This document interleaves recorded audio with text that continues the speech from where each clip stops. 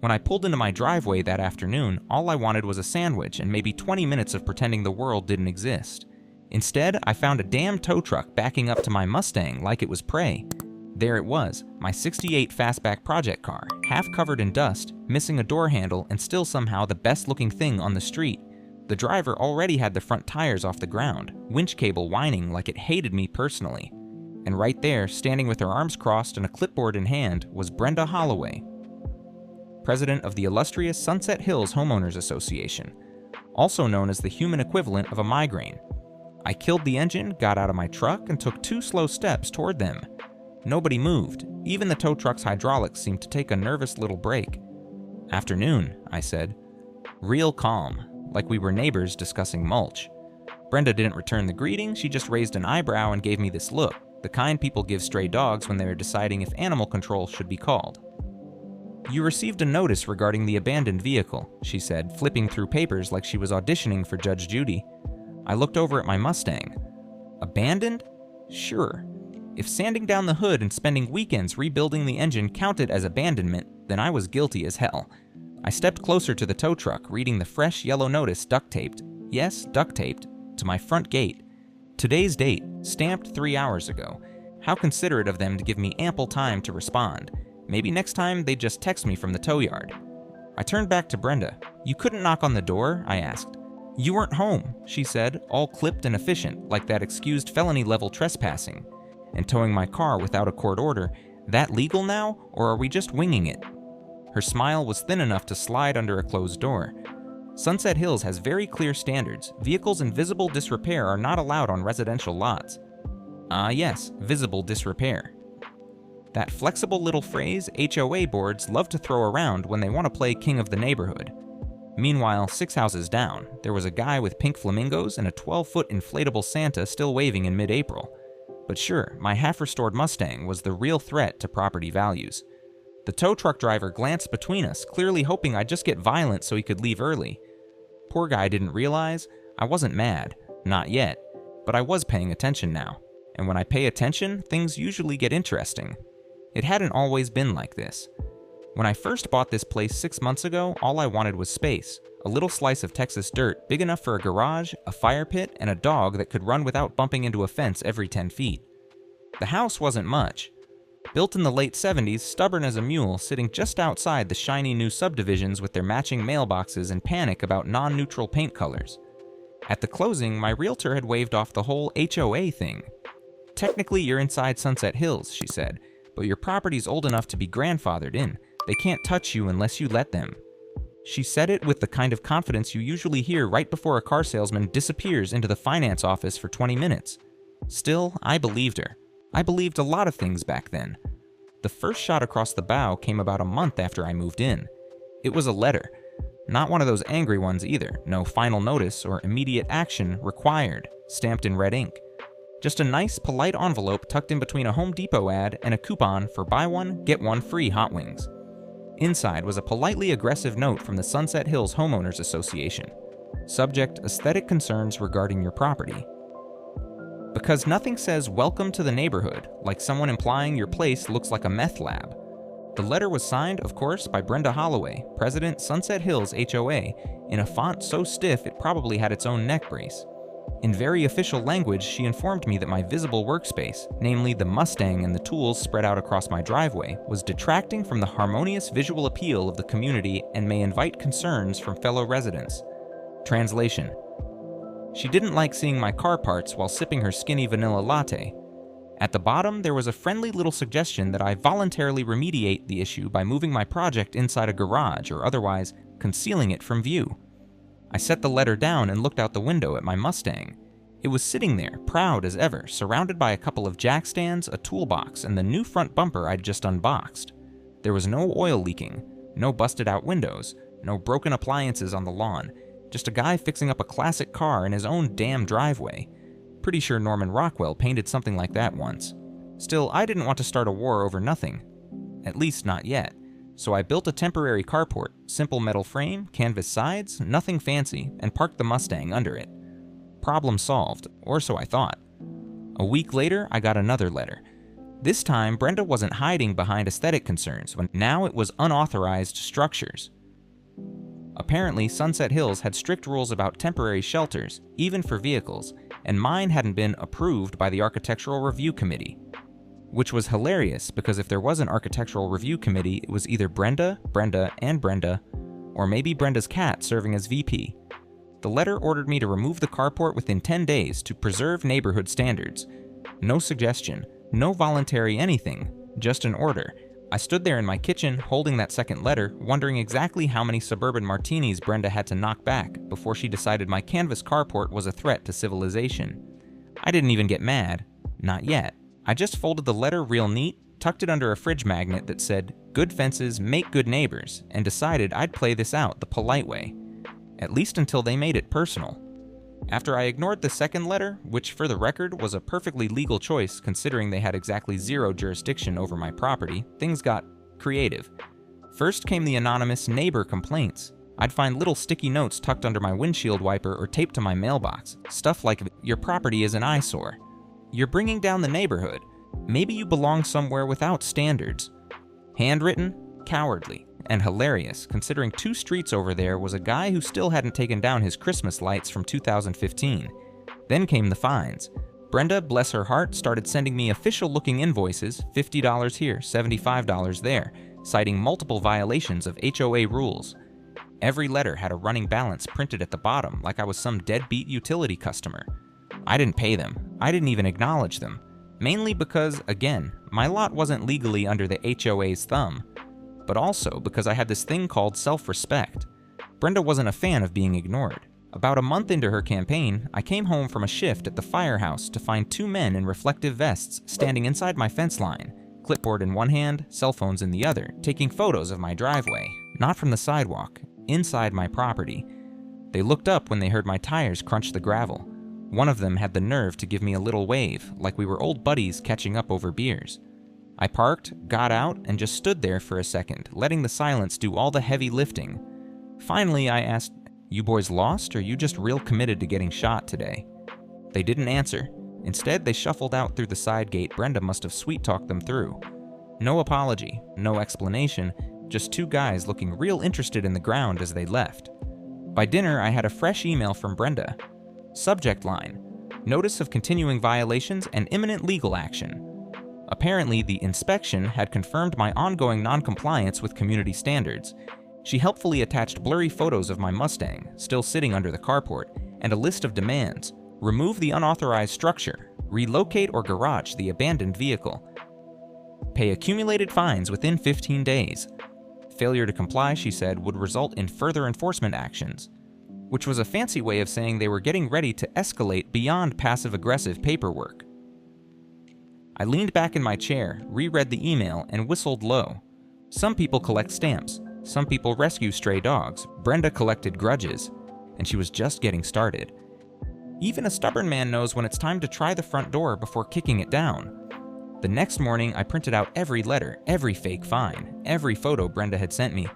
I stacked them into a folder about the thickness of a grilled cheese and drove down to the HOA office, a converted model home that still smelled faintly like plastic fruit and desperation.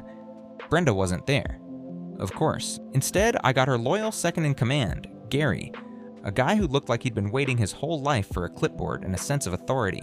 I introduced myself, handed over the folder, and calmly explained, using real words, not just eye-rolling, that my property was exempt from HOA control. Built before Sunset Hills existed, never signed into the covenants, not subject to their rules. Gary nodded along like he was definitely going to pretend to pass this information up the chain. "Well," he said, adjusting his lanyard like it was a badge of honor, "the board will have to review this. In the meantime, continued non-compliance will result in additional fines." I blinked at him. "You mean the fines you have no legal authority to issue?" Gary gave a little shrug, the kind that said, "Not my problem, buddy." I left without flipping a desk over, which I considered a personal growth moment. After that, I decided to get a little more official. I wrote a formal cease and desist letter, thank you Google Templates, and mailed it certified to the HOA's P.O. box. Inside, I laid it out in plain English. My lot was not bound by HOA rules. Their harassment constituted trespassing and harassment under state law. Further actions would result in legal proceedings. Real professional, No swear words, no sarcastic footnotes, not even one doodle of a flaming garbage can, though I was tempted. A week later, I got a response. It wasn't from a lawyer. It wasn't even from Brenda. It was a mass-printed Community Standards Update newsletter slipped under my front door like they were the damn paperboy. Inside, in cheerful Comic Sans font, was a brand new reminder about compliance expectations, with a whole paragraph that felt suspiciously specific about unauthorized structures and unsightly vehicles. No mention of my cease and desist, no acknowledgement of anything. Just another polite middle finger laminated for convenience. That was the moment I realized they weren't just dumb, they were committed to being dumb, and I was gonna have to stop playing nice. The next move came on a Tuesday. Tuesdays are supposed to be harmless. They're the beige cardigan of weekdays. Nothing good ever happens on a Tuesday, but nothing that bad either. Apparently, Brenda didn't get the memo. I came home from work to find a fresh surprise. A notice of lien intent nailed to my front door. Like with an actual nail, through the wood. Because apparently tape was too subtle for Sunset Hills Enforcement Squad. The notice said that due to unpaid fines totaling $1,350, a number they must have pulled straight out of their collective ass, the HOA was preparing to file a lien against my property. Not a letter from a lawyer, not a court summons, just a piece of paper with a scary title and a whole lot of hot air. At the bottom, in tiny print, it threatened potential foreclosure proceedings if I didn't comply. Foreclosure. Over a Mustang project and a $99 carport from Tractor Supply. I leaned against my truck and stared at that stupid notice until I could feel my blood pressure tapping out Morse code on the inside of my skull. And just when I thought they couldn't get any bolder, I noticed the fence. My side fence, the one separating my lot from the HOA-controlled greenbelt, had a brand new bright white violation notice sign hammered right into it. No permission, no warning, just another passive-aggressive HOA graffiti project right there in broad daylight. 2 construction flags were staked in the dirt nearby, hot pink little triangles flapping in the breeze, marking some kind of planned improvement zone. Apparently, they were proposing to beautify the adjacent easement, which sounded innocent until you realized that meant landscapers, surveyors, and God knows who else crawling all over my property line like ants at a barbecue. No permit applications, no right of access, no legal claim. Just pure weapons-grade entitlement. At that point, even my dog, a lazy old hound named Buck, started growling at every HOA golf cart that cruised past. Smart dog. I knew if I didn't act soon, Brenda and her clipboard militia were going to push until they either boxed me into a corner or bullied me into giving up. And neither of those options were going to happen. I spent that night at my kitchen table, papers spread out like a battle map, laptop open, coffee going cold by the minute. I wasn't just mad anymore, I was getting organized. The thing about fighting fires for 15 years is you learn a few things about pressure. Apply it too fast and things blow up. Apply it just right and things break exactly the way you want. It was time to break something. First step, get legal. I called up a buddy from my old department, Jake, who now spent his days in an office with a tie that didn't quite fit and a law degree hanging crooked behind his desk. Jake wasn't a fancy lawyer, he was better, he was practical. I laid out the situation, and after about 10 minutes of listening, he gave me the verdict. Mike, they're bluffing so hard it's a miracle their faces haven't caved in. Turns out the whole lien threat was as fake as Brenda's charity smiles. Because my property, my beautiful, stubborn, pre-Sunset Hills lot, had never signed onto their HOA agreement. There was no recorded covenant, no binding membership, no legal foundation for fines, liens, or harassment. Jake offered to send a cease and desist on official letterhead, but he also gave me a better idea. Hit 'em where it hurts, he said. HOAs love pretending to be government. Remind everyone they're not. Which is how I ended up spending the next 2 days gathering receipts. Photos of the unauthorized notices nailed to my property, copies of the fake invoices, security footage, God bless my overcautious nature, of Brenda's little inspection crews trespassing through my gate without permission. The original deed to my home clearly dated a decade before Sunset Hills HOA ever incorporated. And the cherry on top? Texas property law, neatly highlighted, explaining that any unauthorized lien threats or trespassing by a private association could trigger civil damages and attorney fees. By the time I finished, I had a file thick enough to make a grown bureaucrat cry. Next step, the court of public opinion. I called the local paper, a scrappy weekly rag that lived for HOA horror stories and bake sale scandals. Told them I had a juicy one, Small-town HOA tries to illegally bully a veteran firefighter out of his home. The reporter, a woman named Lisa, practically drove through 2 stop signs getting to my place. I didn't even have to exaggerate. The photos, the letters, the security footage, it all spoke for itself. By the time she left, she had enough material for a 3-part series and a sidebar about abuses of power and private associations. Which meant, pretty soon, Brenda's little empire was about to find out what real bad press looked like. But first, I gave her one last chance. I emailed Brenda, short, polite, deadly, attaching a PDF of the evidence file and a scanned copy of Jake's cease and desist letter. No threats, no insults, just a clear warning. Drop all fines, retract the fake lien, issue a public apology, or face a lawsuit and public exposure. I even ended it with respectfully, because sometimes sarcasm is best served with a bow. Then I sat back with a beer, scratched Buck behind the ears, and waited. Brenda didn't respond to my email, no surprise there. People like her only understand 2 things, fear of losing power and fear of losing face. Lucky for me, I was serving up both. The first hit came Thursday morning. I opened the front door to grab my coffee from the porch. Yes, I have it delivered, don't judge me. And there it was, a thick envelope from Jake's office addressed to the Sunset Hills HOA Board of Directors. Inside, official cease and desist paperwork, a demand for immediate cessation of all harassing activities, a notice of intent to seek damages under Texas law if they so much as breathed on my fence again. The cherry on top? It also listed the local paper, the Hill County Chronicle, as a recipient, meaning the HOA didn't just have to worry about a courtroom, they had to worry about headlines. And boy, did the headlines come fast. That Sunday's paper practically screamed from the stand at the gas station, "Homeowner battles HOA over property rights, is Sunset Hills out of control?" Right there on the front page, full-color photo of my Mustang, proud under its slightly crooked canvas shelter, looking like a freedom fighter's chariot. The article wasn't kind. It detailed everything: the fake fines, the bogus lien threats, the trespassing incidents, the complete lack of legal standing. Lisa even dug up quotes from a few other residents who weren't exactly thrilled with Brenda's leadership style. Turns out I wasn't the only one she'd been bullying, just the first one stubborn enough to fight back. Within hours, the HOA's Facebook page, normally a wasteland of lost pet notices and passive-aggressive lawn complaints, turned into a battlefield. Comments poured in, "Is this why our dues keep going up?" They tried to fine me for having a porch swing. I knew Brenda was drunk with power, but this is ridiculous. By Monday morning, there was an emergency HOA board meeting announced via mass email. Subject line: Urgent Community Governance Discussion, please attend. Which is HOA speak for, oh God, everything's on fire. I showed up, naturally, sat right in the front row with a clean shirt and a folder full of receipts. The meeting started with Brenda trying to put on her best, concerned, leader voice, talking about miscommunications and misunderstandings. I let her ramble for a good 5 minutes before I raised my hand.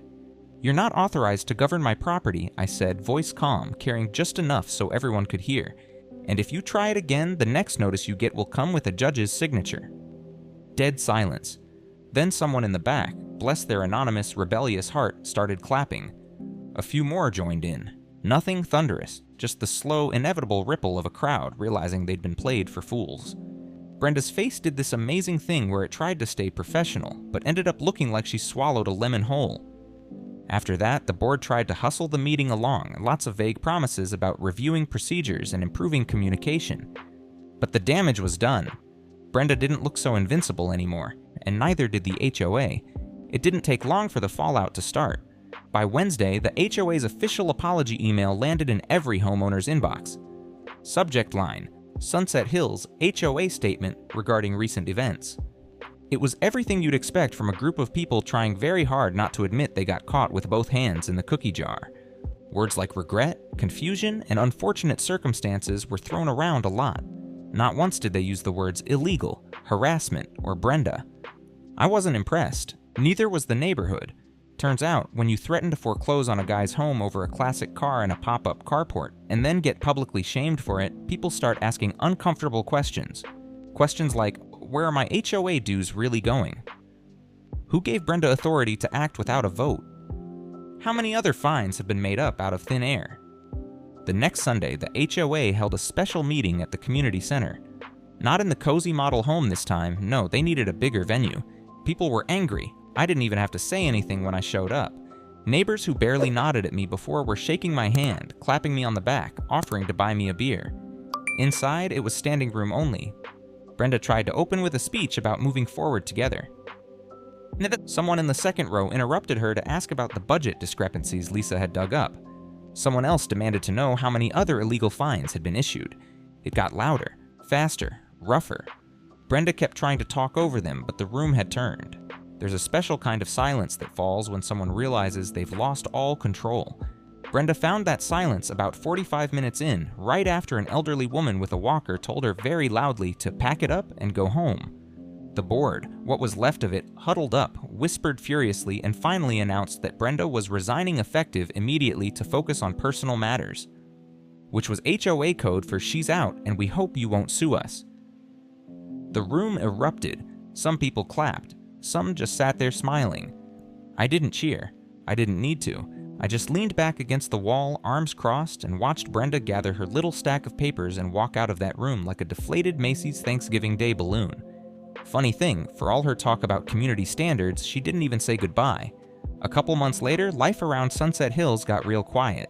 The new HOA board, freshly elected, freshly terrified of lawsuits, sent out a polite little memo declaring they would be reevaluating community enforcement priorities and recommitting to transparency. Translation: we're gonna mind our own damn business for a while. Nobody bothered me after that. The fake fines disappeared from my mailbox. The bright pink construction flags mysteriously vanished from my fence line. And my Mustang? Still sitting there in my driveway, sunlight bouncing off the fresh coat of primer I finally had time to spray on. Every now and then, I'd catch a neighbor walking by, slowing down to admire the car. They'd give a little nod, maybe a thumbs up. No words. Didn't need any. I even made a few upgrades to the place. New mailbox, fresh gravel for the drive. And my personal favorite, a heavy-duty metal sign bolted to the inside of my front gate. It said, "Private property. Trespassers will be prosecuted, especially HOAs." Buck approved, wagging his tail every time we walked past it. Some days, sitting on my porch with a cold beer and a socket wrench in my hand, I'd think about Brenda. Where she ended up, if she ever learned anything. Probably not, but that wasn't my problem anymore. I had a car to rebuild, a house that was mine, truly mine, and a neighborhood that for once remembered that community didn't mean control. Not bad, all things considered. Not bad at all.